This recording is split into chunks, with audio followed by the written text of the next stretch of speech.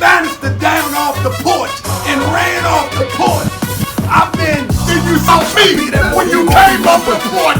Then you saw me. Oh, that's what happened.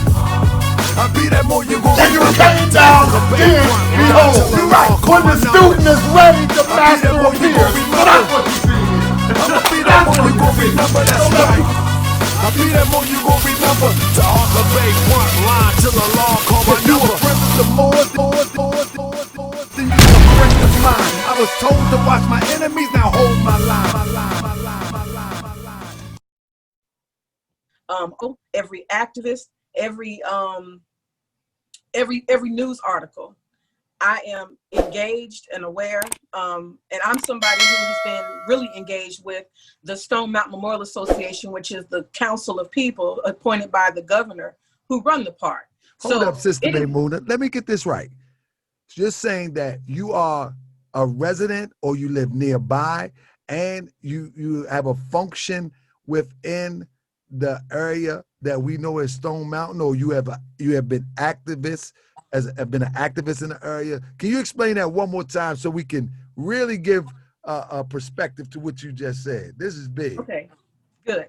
I am an activist who's been working on removing Confederate monuments, and I live right here in the Stone Mountain area.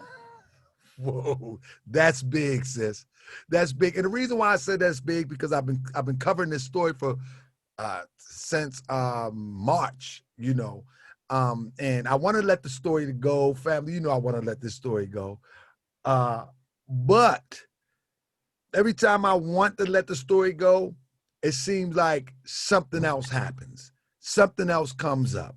More important information comes up. And I believe that the universe is working in our favor.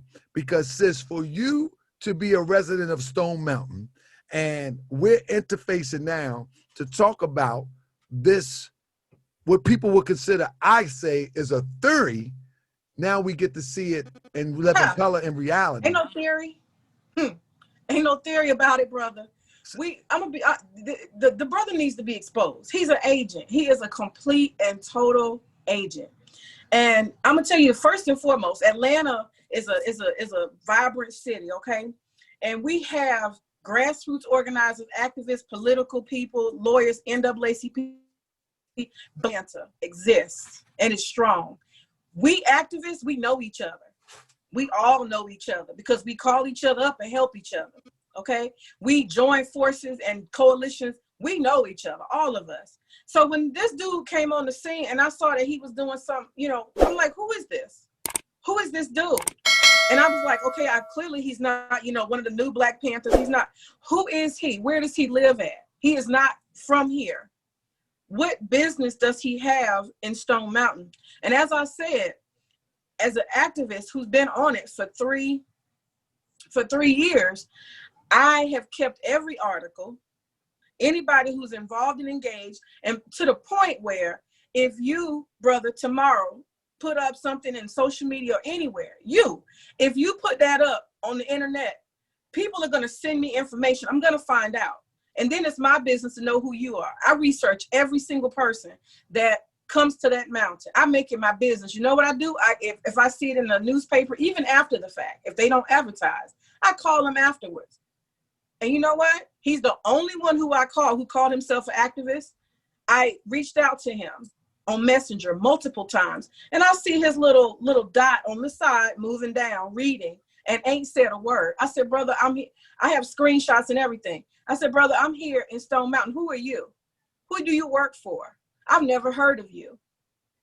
I would like some answers. What organization are you with?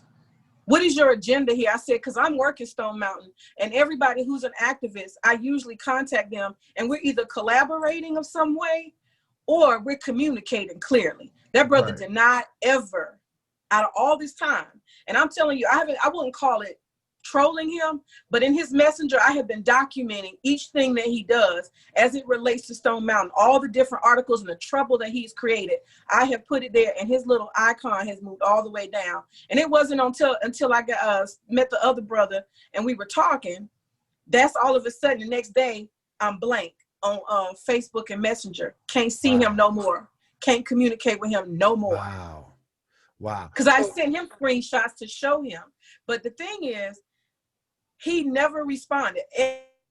Every single one who has come to Stone Mountain, either before or after I contacted them, we are in contact to this day. He's the only one who never would say a word to me.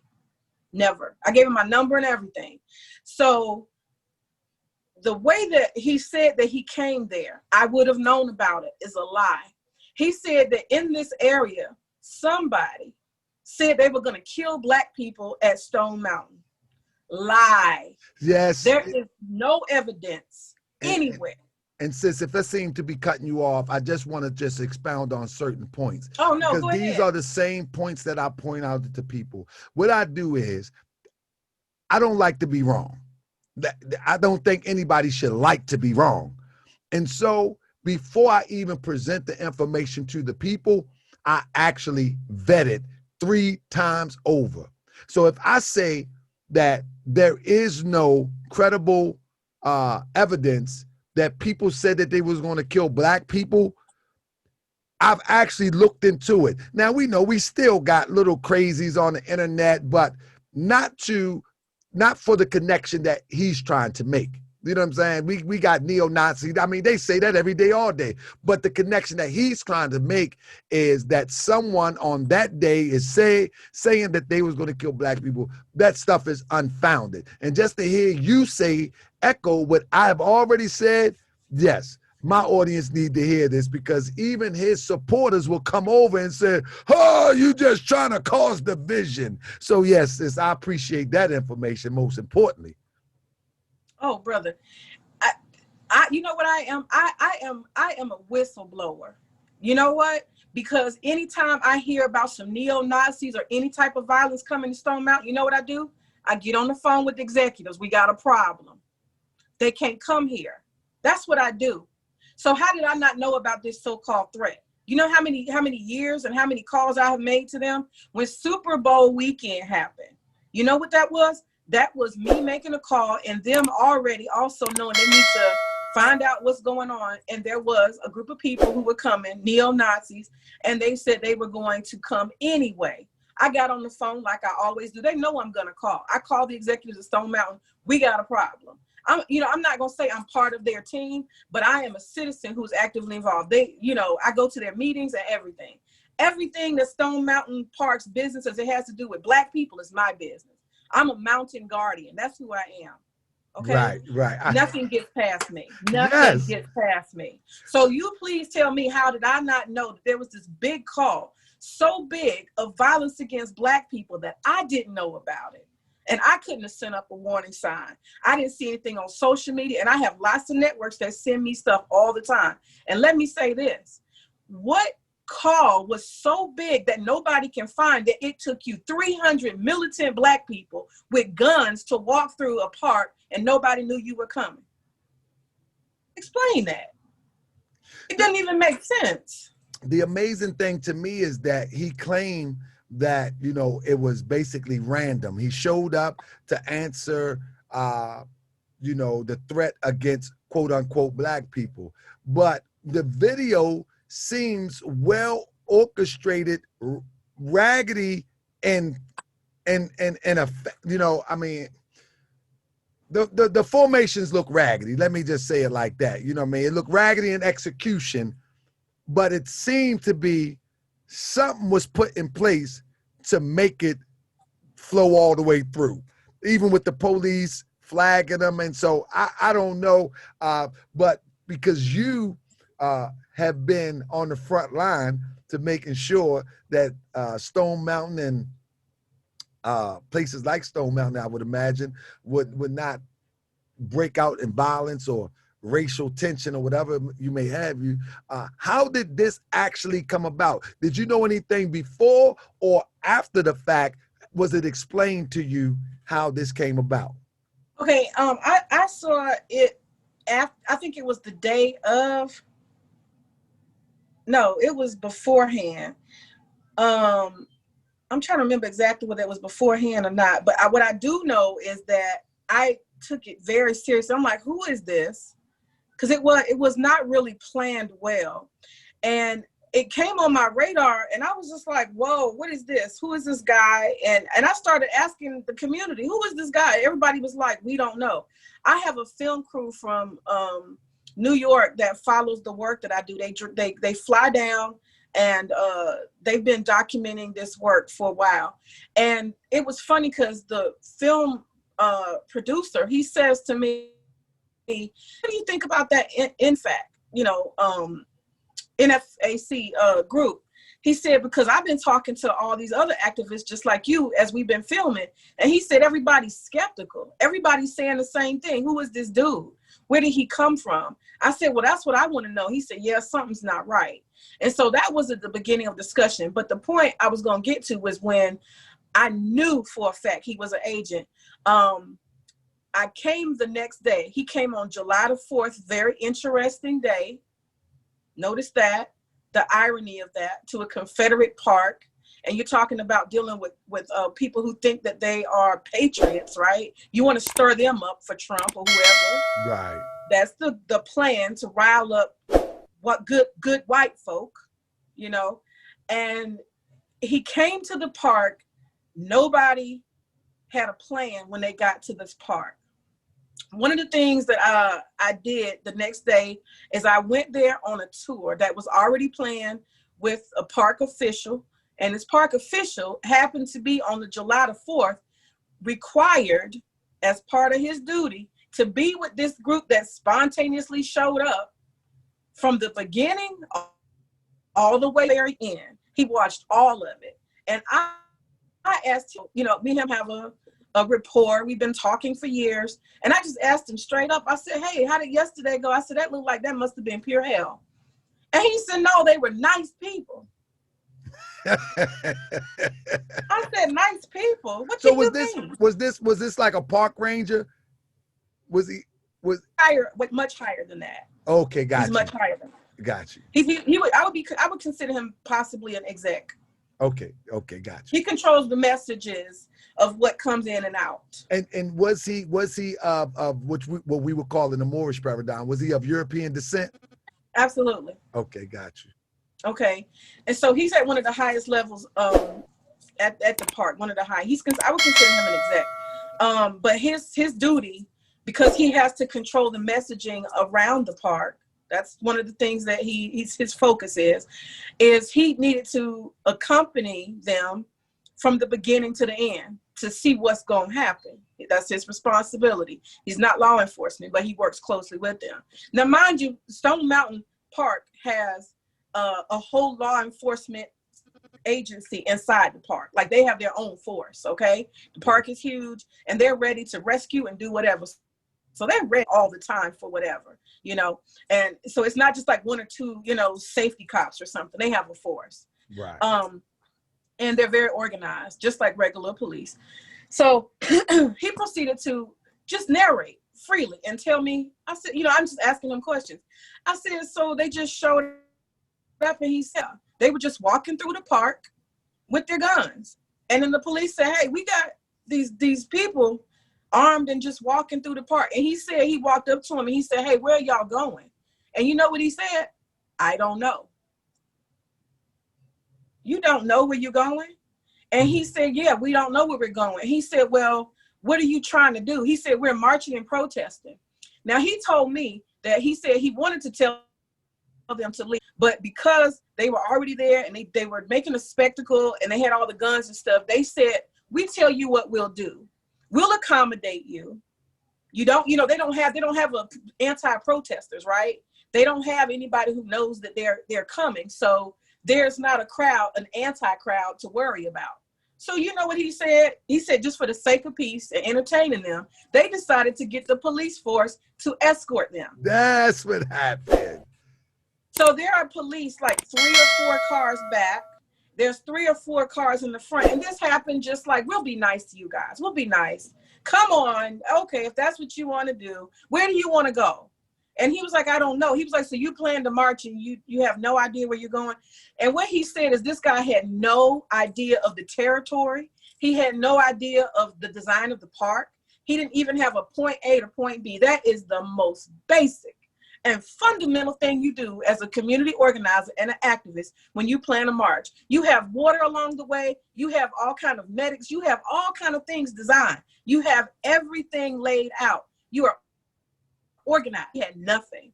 You could tell this was a ragtag group pulled together spontaneously. God knows who these people are. And so what they proceeded to do is stand there until they could figure out where to go. He said, I'll tell you what, I'll tell you where you go. You know, when he got down on the ground and he started talking shit, he got there because that exec told him, hey, just come on to this parking lot and you can stand over here with your people and talk or do whatever you want, then y'all can leave. They basically directed them around the park where they could go because they didn't know where they were going. So they end up at Confederate Hall, which I go to like every other day. You gotta be joking. No, this is facts. You mean tell me that this supposedly threat to European powers of oppression just shows up and get guided by Europeans with a good heart, quote unquote. He didn't know. He didn't even have enough sense to go to the front drive-through and get a map and figure it out, at least on the spot. He didn't even know where he was going. So the police just like escorted them, was like, okay, you guys, let's come on.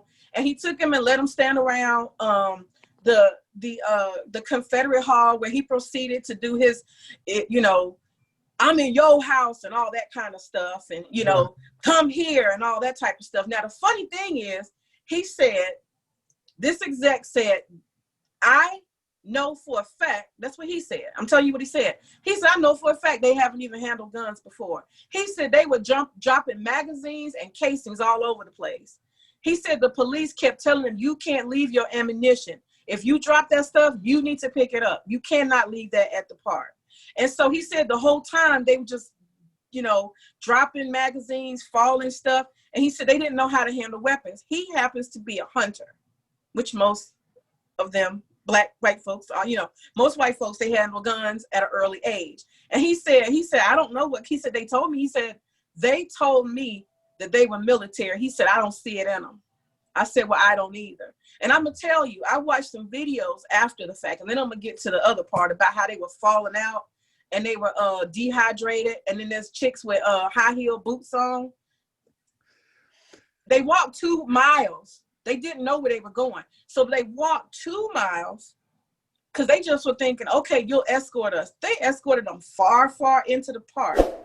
I think it's like 10 miles all the way around. So they come in and they go, that's a long way. 2 miles on foot in the hot sun with black on. All of this covered, body covered in black. Now, if you a soldier, you know you got to survive. You know you got to be strong. Where your water at? My daddy carried a canteen. I'm just saying. Okay. Right. No, son.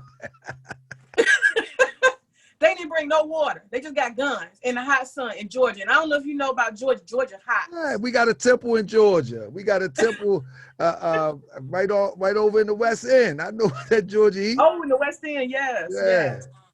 So they march into somewhere they don't know. They put on some kind of spectacle, proceeded to talk a little smack to a couple of people who were, you know, a couple of white people who were driving past or whatever. And I don't know if you saw the video where they were walking and then all of them started piling up like this. Did you see that? Yeah. And somebody was like, back up, back up. Yeah, yeah. He was like the formation. He was trying to get them to put a proper space in between each other.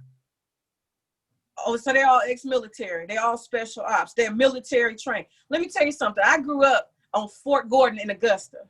Okay, right. And multiple Army bases. My father is an officer in the military, was an officer in the military.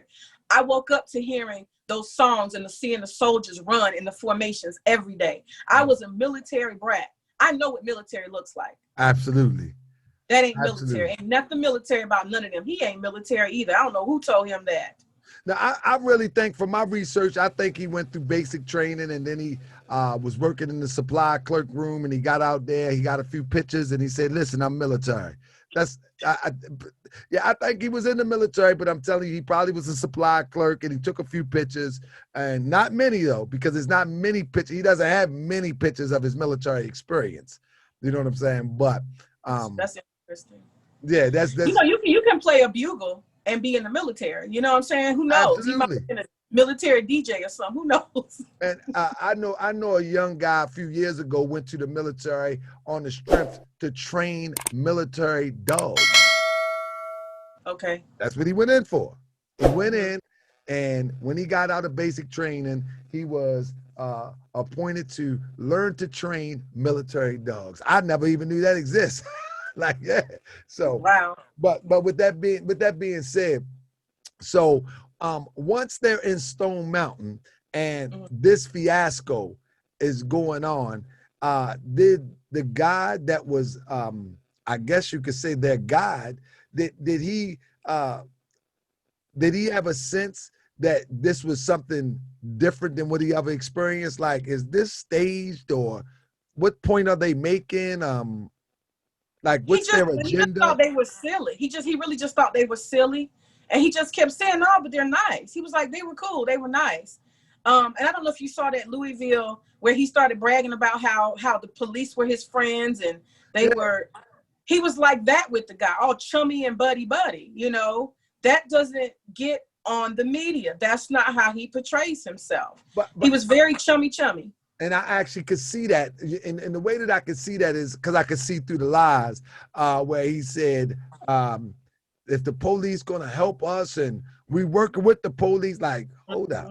You ain't being no threat with military weapons in defense of those who have been oppressed, but talking about we're gonna work with the police. I mean, there's nothing wrong with working with the police. Don't get that twisted, but not in that venue. Not what you're perpetrating to say that you represent at that time on that stage. That stage, representing liberating our people from the hands of oppression against the police. And when you see that propaganda he put out, it is not matching. Ain't nothing matching what he is in person and how he operates in person. What he's putting out to the media and the propaganda, they are like night and day. And so when I heard this firsthand, and then he told me that once they there, and I'm like, so the police are being friendly to you and helping you out and escorting you back outside the park. So they had to walk that same 2 miles going back out the park, okay? Because they had to come in the same way they had to leave the same way they came, and they proceeded to fall out, and that didn't make the media. He said they were dropping like flies. That's what he told me. The exec told me they were dropping like flies. He said that they were passing out. They didn't have no water. He said the officers were offering them the little bit of water they had in their cars. And he said that they were actually even offering them rides. Can you get in and we'll drive you to the exit? And some of them took Stop, sis. Stop, sis. No. No. It sounds like a comedy show. Stop. I was giving them more credit than they deserve. No. 2 miles. Look at this. 2 miles. And I don't know if you. I saw one video. The sister's ankles was giving out because she had wore them high platform boots out there trying to look like a fashionista, Black Panther, and her ankles was doing like this right here. They was shaking and stuff. Them brothers was out there shaking and dehydrating, covered from head to toe in black, and they was falling out like flies. And in addition to that, I don't mean to laugh, but good goodness, I mean, I was giving them more credit.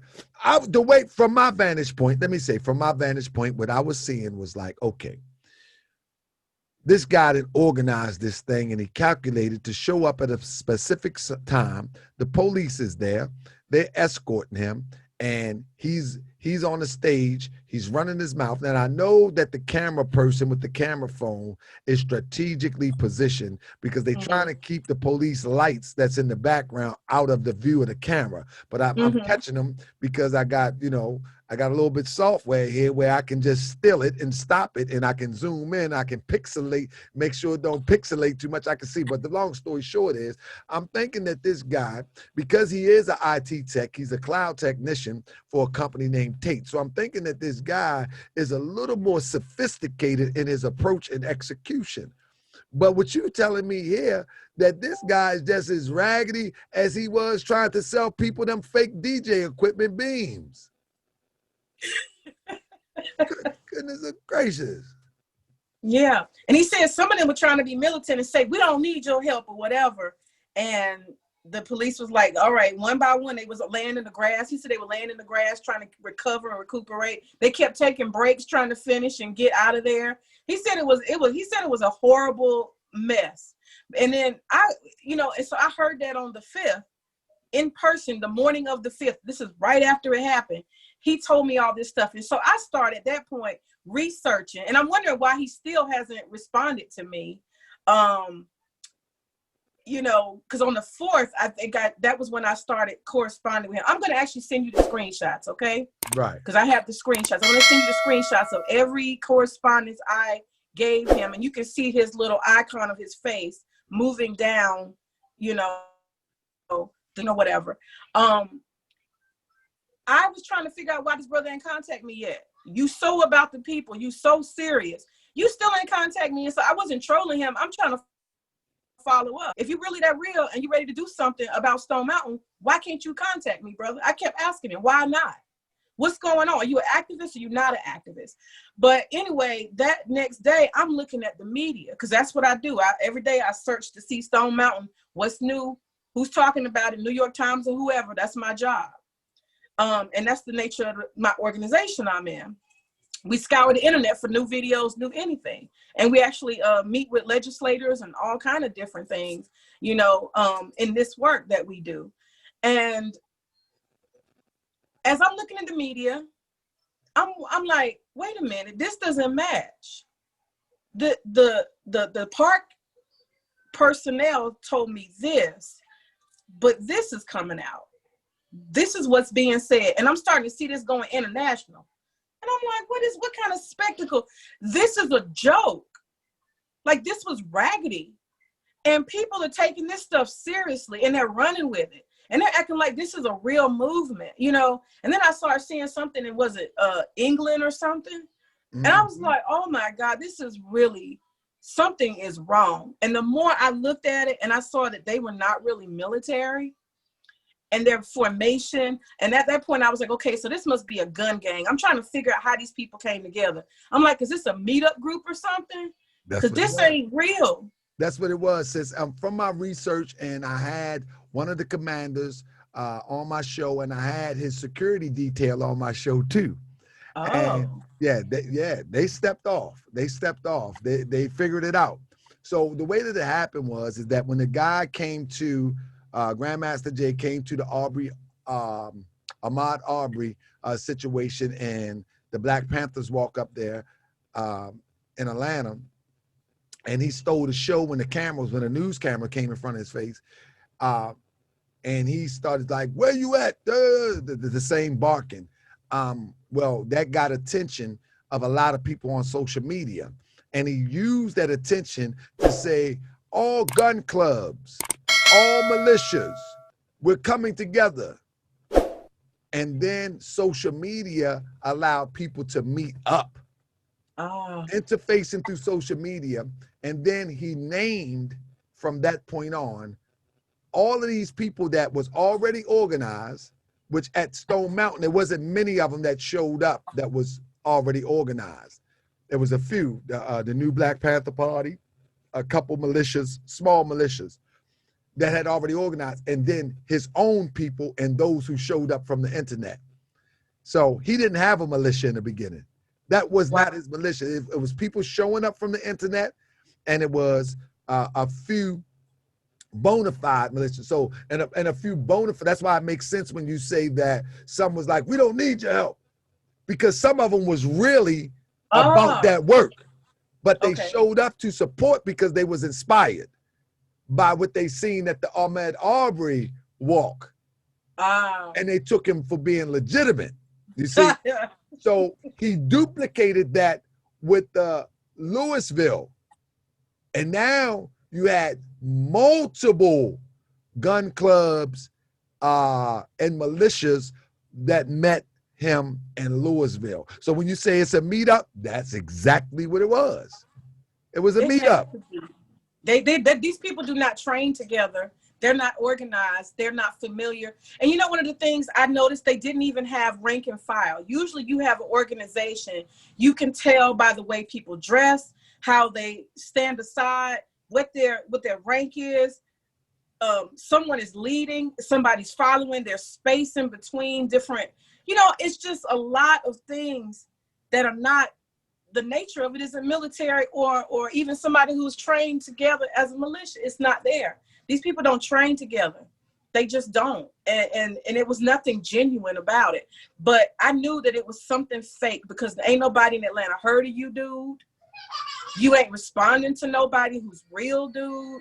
And the media is taking that mess you did and letting you run with that lie. They're not telling the truth. Well, the same thing that he did in Atlanta, he actually did that in South Carolina. He did the exact same thing. He jumped on the stage and claimed to be Black Lives Matter. Recently, he just went to DC with like 5 people and claimed that he's the new Black Panther Party. You follow me? Indeed. She nutted up. She went off. Oh yeah, understandable. I got 5 boys. It's nothing. Yeah. Yeah. So at the end of the day, the Stone Mountain thing was a disaster. However, for those officials at Stone Mountain, it was no threat and a success. Yeah. That was probably the most peaceful protest they ever had at the park, actually. The most least threatening, yeah, probably. Like you say that without a smile. I mean, I'm telling you, those people have been through a lot at that park. Right. That's not easy to navigate when you got folks coming up there, showing out and acting a fool, ready to fight. They deal with a lot at that park. It's all kind of renegades coming up there. Trust me. Well, did you see the video? And this group didn't do anything. They didn't do anything. They were just saying, help us look good, help us get somewhere, help us do these videos, help us get out the park so we can go. Mission accomplished. So did you see the video where he approaches the European guy and he says, what's his name? He said, hey, get out of here. He called him some type of name. And the guy like, so what do you want? What do you want? We want our own land. You took our land. And then he talking to this guy. He's a passerby. You know what I'm saying? Which I'm like, did he bring this guy with him? Who is this guy? Did you see that video? Yeah, I saw it. And it was weird because there's no traffic stops there. Like you literally go around the whole park and you just keep driving. So I'm trying to figure out how did the traffic stops? How did traffic stop? I don't understand. The whole park has a circle around it. There are no stop signs, stop lights. There's nothing for you to actually pause and give space for somebody to have a conversation with you. It's weird. I don't even know how he got his car stopped. Most times you don't stop your car. It's only you drive 25 miles per hour through the park. So I was like, how did he's acting like this guy was to me, the video looks like he was at a stop sign or he was waiting for, if I was an outsider and didn't know, like he's required to put his car in park or pause. Yeah, he's actually stopping and he's engaging. That's what I'm saying. The car shouldn't be stopped at all. So that's something weird. You show me a spot in Stone Mountain where you need to stop your car. There are no lights. There are no stop signs, the whole perimeter. And they were on the perimeter, like 285. You know how the highway goes around? There's nowhere to stop. So why is the white dude stopped? I don't get that. That didn't even make sense. Yeah, and then he got on the glasses and like, this looks staged. I don't know. It is staged. Yeah. It is absolutely staged. There's no reason why that guy should have been parked or I think I saw even some other cars parked. I don't understand what that's about. And they only took up a portion of the road and the police are behind and in front of them. There's no reason. Yeah, how do that car get in the position to even stop and engage? It just seemed odd to me. It seems it's very odd. Way off to me. I challenge anybody who goes who would travel to Stone Mountain Park to find an appropriate place where your car, an actual car that's driving, needs to stop for anything. Can I ask you a question in association with that? What do you gather? after seeing all this, you know Stone Park, you been in and out, you experienced, you know the energy of it, you know who comes, you know who goes, you know who about to get rowdy, who have gotten rowdy. What do you gather from all this? What do you think this is all about? First, I want to thank y'all for viewing. For all those who come to the channel and make a comment and feel as though that we are exhausting the story of Grandmaster Jay, let it be known that every time you click, every time you comment, it legitimizes the relevancy of the story. Therefore, you don't click, you don't comment, I move to another story. For those that want more information on Grandmaster Jay, stay tuned because the story continues to develop and we will be covering it here on Moorish World TV. After, you know what, and my confirmation was, I think it might have been your video. I'm not sure whose video it was, but I saw a video where this John Fitzgerald, I don't even know if that's his real name, where he was actually behind Trump playing some kind of fake 007 agent, security detail, buddy friend, go ahead, keep talking, I got this. Right. When I saw that, I said, oh no. And even his little presidential stuff, all of that's just fake and fraud. And I also started researching him immediately. And the more I researched, just basic, not nothing, high tech. I saw a video where he was acting like he was some kind of superstar coming out of an elevator with two bodyguards. And then I saw he was a DJ. And then I saw he had I think it was some kind of Columbia Records or something across his chest. Warner Brothers. Soliciting attention, huh? Yeah. Warner Brothers, he didn't. Now, how you go from that to this? How you go from the military to this? And he's had 7 incarnations. Why you got so many incarnations, brother? Why can't you decide who you are? Or does somebody give you your identity? Yeah. Yeah. And the thing that was interesting to me is that I wanted to know where did he start. So I started looking and researching. He even say it. He's starting to say it now, but he wasn't at first. At first he said, it doesn't matter where I came from. Absolutely. Only thing that matters is that I'm here now. No, brother. Everybody got a history. I beg to differ. Absolutely. And I couldn't see any history of NFAC. I couldn't see it. And then he started saying it was 7 months ago. And then I started looking deeper, and I understand he's tried to undermine South Carolina's by having a fake Black Lives Matter, take his shirt off and throw it on the ground, all lives matter. Dude, I'm going to say this. What does it boil down to? I'm not a conspiracy theorist. I'm somebody who is in the place, in a situation, a circumstance that he should have been on my radar. Right. And he wasn't. Something's wrong there. You're supposed to be on my radar, brother. And when you came up, you ain't come correct. I would have known. I'd have known about the threat. I would address the threat. I'd have been in contact with them about the threat, if there ever was a threat, which to this day I ain't seen, to have that many people come with armed militia. And then lastly, if you were really about this business, brother, you would have contacted me. John Fitzgerald, you ain't contacted me, but you concerned about Stone Mountain Park. You concerned though. Okay. And then the other thing is no contact. He has no mission. He's just stirring up stuff. So the question I have is, what are you stirring up things for? Who are you doing that for? And now that you're sitting behind Trump, what is your real agenda? That's right. But my belief is that he is probably, he even puts himself as an entertainer on Facebook. That's how he's labeled, as entertainment.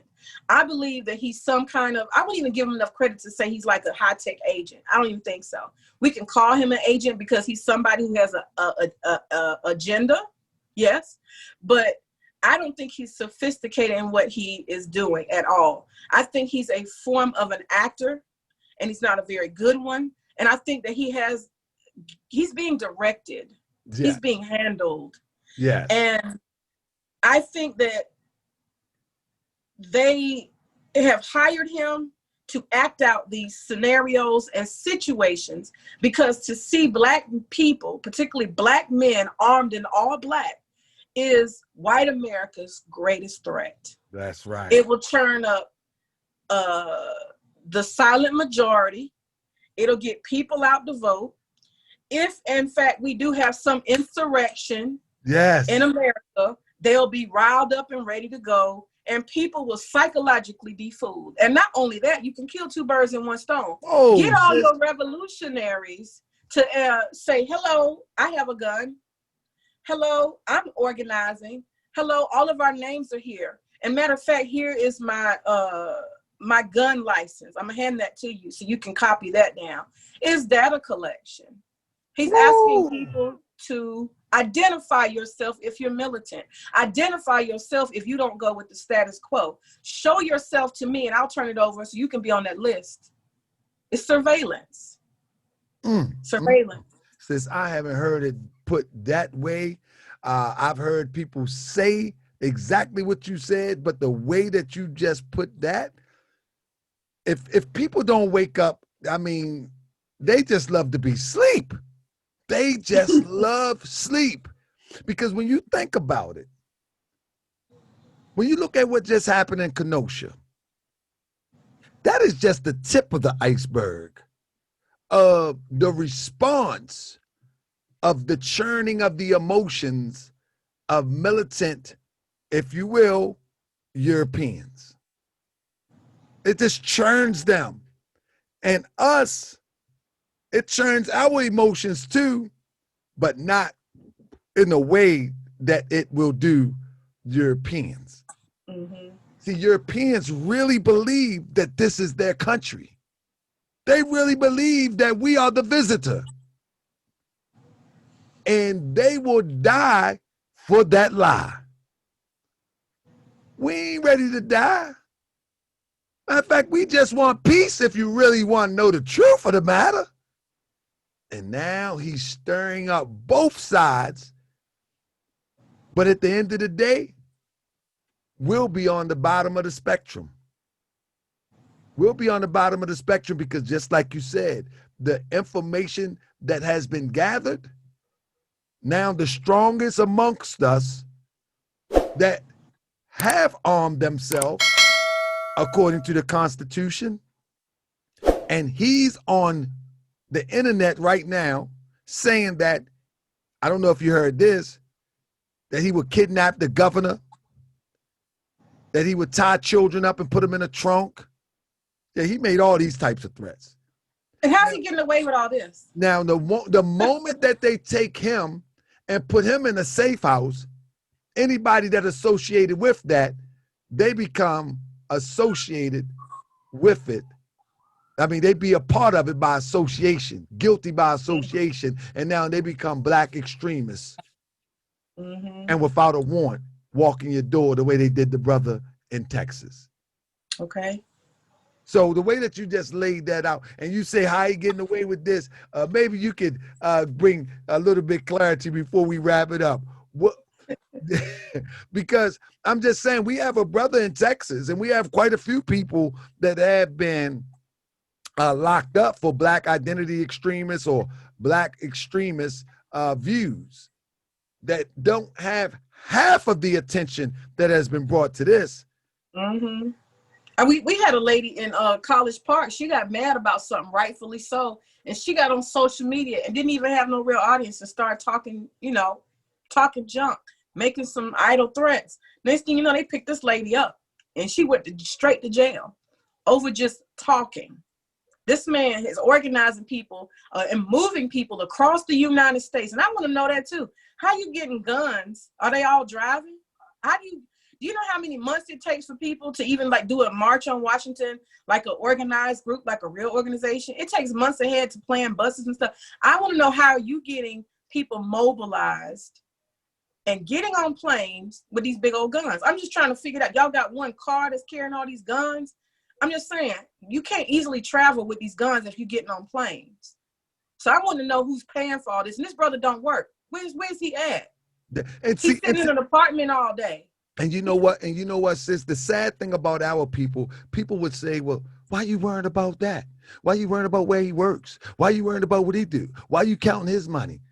People don't know the stakes are high. This is about our liberation. This is not about playing jacks or showing up at Bob Big Boys or a restaurant and just having a powwow. This is about liberation of a people that have been oppressed for over, people like to use 400, I say 2,000 years. You know what I'm saying? Because they was trying to oppress the people Jesus was trying to free, if you will, if you believe in Jesus. If you don't, well, go somewhere else around the world. 2,000 years ago, they were still trying to oppress people that look like you and I.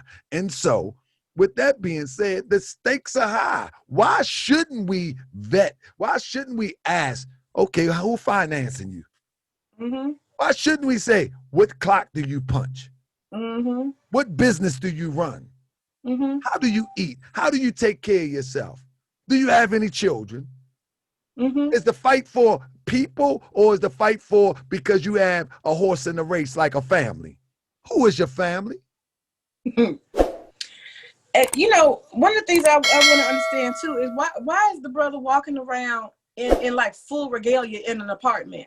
Have you seen that? And then he gets himself undressed in front of people. He's doing some kind of Hollywood. Yeah, I watched him the other day, if I'm not mistaken. He walks in with the mask on. I don't have my mask on. I'm in my house. Ain't no COVID-19 in here. I hope not. You know what I mean? And he gets to now I'm in my basement. I converted a part of my basement as my space so I can do my vlogs and all that. You know what I mean? Everybody got their space. I got my office and my blog station all in one place. I ain't coming up in here, getting on this camera, walking up here like, yeah. Right. What's all that about? Yeah, I've seen him take off whole outfits and stuff and undress. It's like he's putting on a show, and that's why I say he's not a professional agent. He's a horrible actor. He's horrible. Yeah, and he's a joke. They're gonna use him until he either destroy himself or they have to pull him out, and they probably have to send him to some safe house somewhere for the rest of his life. I think they'll eliminate him. That's what I think. I think they'll use him and toss him away, just like Herman Cain. You see how Herman Cain was? Yep. Yeah. You know, they put him up as a prop, and then they set him up for the okie doke, and then they ain't got nothing for you. You're done. You're over. I think the brother's going to get used and tossed to the side when he's not a valuable asset, and that's all he is an asset. And the thing that I was going to say is he is being directed to do programming. I think he's a highly insecure individual, so he fits some psychological profile that they need somebody to function under, to be like a social media, superstar. So there's an ego thing there that he personally has, which he fits their psychological profile for what they need him to do. He definitely fits that. Sis, but I was going to say, hold that thought. Sis, you know what? Don't lose that thought. Please don't lose that thought, because I want that thought. But both of us have just said the same thing. I said when he made up this identity as some type of DJ, he was thirsty. He loved attention. He got a major ego problem. Yes. He's very self-centered, very me. And they sing that. And they fed that in conjunction with other things. And sis, you just said the same thing, but carry on, sis. I had to jump in there because I said I appreciate that. You're right. You can see it. Even the way he's acting while he's behind Trump, you can tell he's like a proud peacock. He's like, yeah, I'm sitting behind the man. The man sees me. It's like he's doing like this all the time. Yeah. He's constantly, and he's exactly the type of person. He's being directed. He's being directed and managed by someone. They're giving him what to do piece by piece. And I think that it's interesting because he's being set up to be a programmer himself, whether he knows that or not. This morning and evening thing that he's doing. That's it. Morning mental. This is how the brain works. The brain is a fascinating organ. It's just fascinating. One thing about the human brain, it can adjust, adapt, and manipulate itself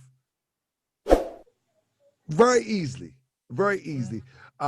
In our science, we call the allurements of imagination, where you can put in your mind something that is not real, far from real, could never be reality. But if you put it in enough, you allure yourself in to believe it, and it becomes your reality.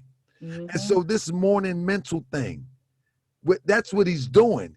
He's manipulating the mind to believe, for the mind, of who's listening, the brain who's listening, who will receive it, that this is that reality that he's putting out there. Like this is the reality. And every time that you go there, you get sucked in more and more by you're alluring yourself because you want liberation. You want the Jesus ideal to be real. Even if you let Jesus go, you want the Jesus ideal to be real, that these clouds is going to bust, that this Savior is going to come, and that it's going to be all right. And now what people don't understand is that the Jesus ideal, you know, whether people believe in Jesus or not, the ideal is that someone is going to save me. Save you. And he comes with it. He comes with it. And he used a lot of biblical references. That's what that Yahweh business is about. He wants to program you to think that he is your savior. Let your guard down. Let me in. Let me come into your mind every day. He even says to people suggestively, I know y'all were missing me because I was off of Instagram and I got my phone blowing up because all of y'all looking for me. Y'all better chill out. I'm not going nowhere. I'm here for you. There you go. There you go. There you go. And recently, that was the same thing he just said. He said, matter of fact, I think it was probably about an hour ago, because I checks in with it. Yeah, called me a troll. I checks in with it about maybe 2 hours ago, if you will, right before we got on. He said something to the effect that, yeah, I don't have much now, but I just want to let you know that what's going on around the world, we got to address it. Like, we gonna address this from the lens of your bedroom or the studio that you're in? That's what we doing, right? And these people are taking it as if. But what he has done is this. And before I close, what he has done is this. He cut the comments off because now the comments are gone haywire. What are they saying? Oh, the comments are now imbalanced against him. People want answers now. But he is so ignorant. Just because he has 19,000 views, he think those views are support. But those views, we watching the clown show. Answers. And yeah, the clown show, and many want answers. So that's where it's at with that. Well, sis, I would love to. You said, how far is Stone Mountain from the city? It's about 25 minutes. I'm coming out there. 15 miles. I'll give you a tour. I'm coming out there. I'm going to be there maybe in a month or so. Like I said, we have a temple in the West End, and I'm scheduled to be down there. I'm trying to wait till this COVID-19 lift. I don't. What do you think about that? What's going on with that, sis?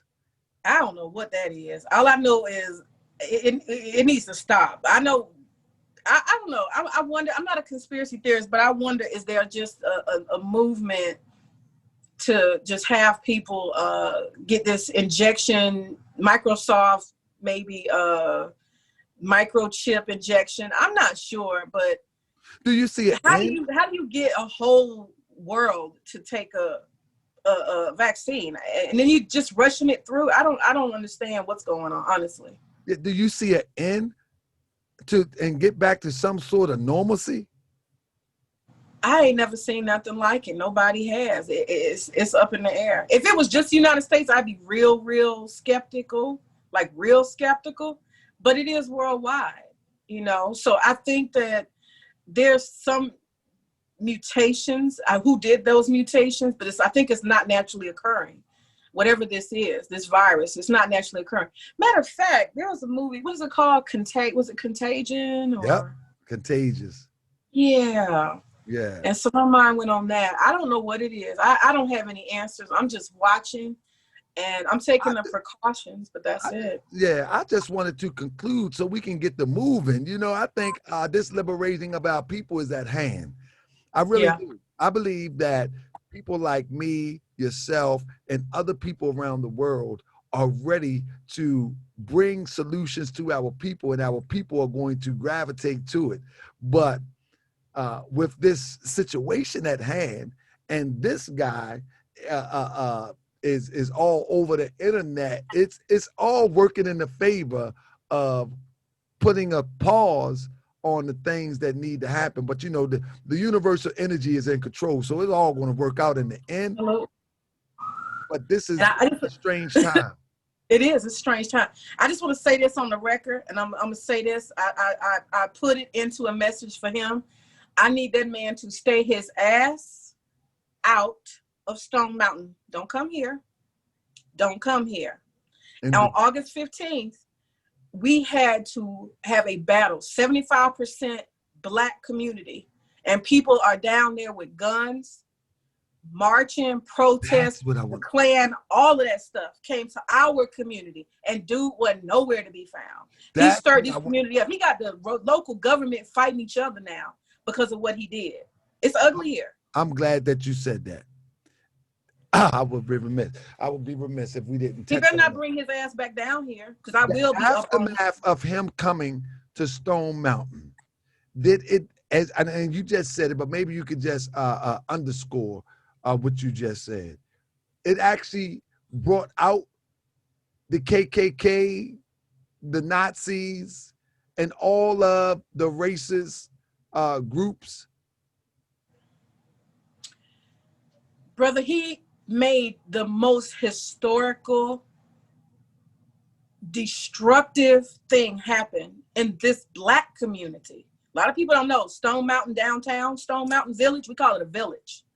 It's all Black, 75% Black. Black businesses, Black homeowners, Black everything.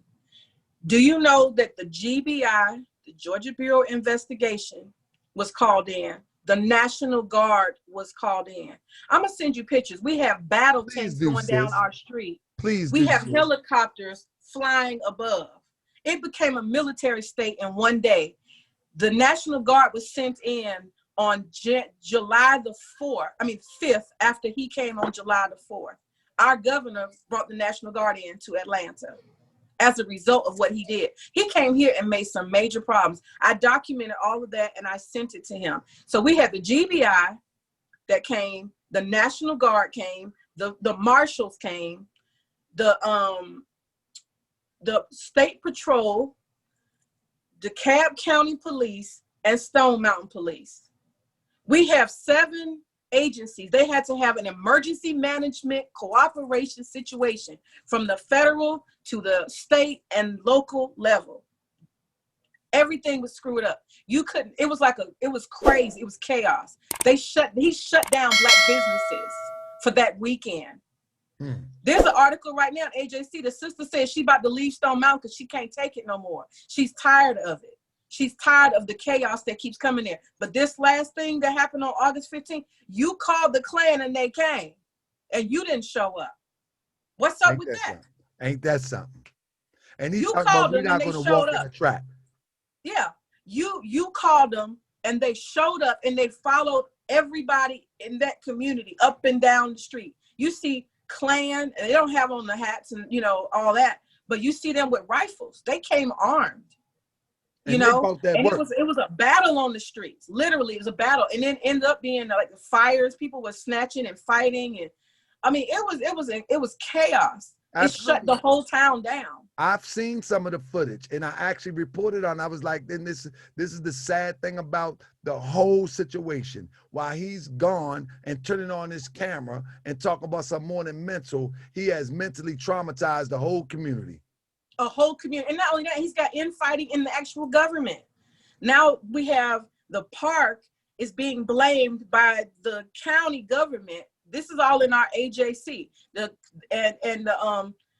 And recently there's been infighting in the actual board for, the actual park.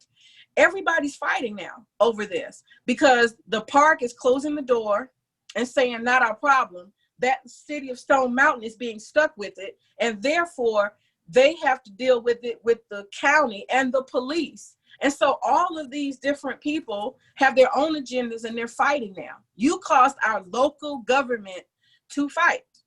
Our city of Stone Mountain actually had to put out a warning to the citizens. It says, stay away, stay in your house. That's serious. Absolutely. No business. That's serious. You shut down a whole black town because you wanted 5 minutes of fame on the internet. I mean, come on now. Don't bring your ass back to Stone Mountain. And I mean that. Do you think he worked for Trump? 100%. I think so. They have firms and things like that that do disturbances. They do research. They do operation and optics and all kind of subversive. He absolutely is just an agent for, I don't think he actually really even works for our U.S. government. I think he's privately hired by some kind of disruptive law firm. There's a lot of. I think he definitely was hired by Trump to do security. Oh, absolutely. It was already hot media story about Trump was not getting rid of his security, and he's going to have his own security outside of Secret Service. That was a big story when he was running for office. And so to bring in a flunky like this is not far-fetched, because he's definitely doing security at Trump rally. He was definitely, there is no doubt about that. I got the whole, 45 minutes. I watched it through and through, and I'm actually I'm gonna narrate and walk people through and show people how he's talking in his hand, well, you can see the. I believe he's security. I think that's how he started out. I think he started out probably just being security. Some people, they do whatever little side gigs they can do while they're trying to make it in Hollywood or be a DJ or whatever. It was probably a side gig for him, and he, being that he's an entertainer, they probably said, you want to act a little bit, get something under your belt. And they put him on a bunch of acting missions. That's why he got 7 different personalities and incarnations. He's doing what he thinks, anything he thinks. And a lot of people do that. At first they'll be a rapper. That doesn't work, I'll be a DJ. If that doesn't work, I'll be a pastor. I mean, it's very common. Who is that? I'm just playing. But yes, sis, anything you like to say in closing? We've been for a minute. But okay. You're always welcome to come on the platform. I know you got so much stuff to share. I'm looking at your background right there. I can already tell that you got some stuff that you can share. And after this story is over, sis, I would love to welcome you on the show. And I'm definitely coming. So we got to stay in touch. We got to stay. Please do. But anything you like to say in closing? I think that we're at a time of consciousness raising. I think if you have views that are not part of the status quo, be cautious about joining such groups, putting yourself in contact with people who are doing public spectacle. Be careful about that. And we gotta, this is time to join with family and love. And still, we gotta fight the good fight, but don't go messing with strangers right now. Don't do that. This man is a stranger. That's it. Indeed.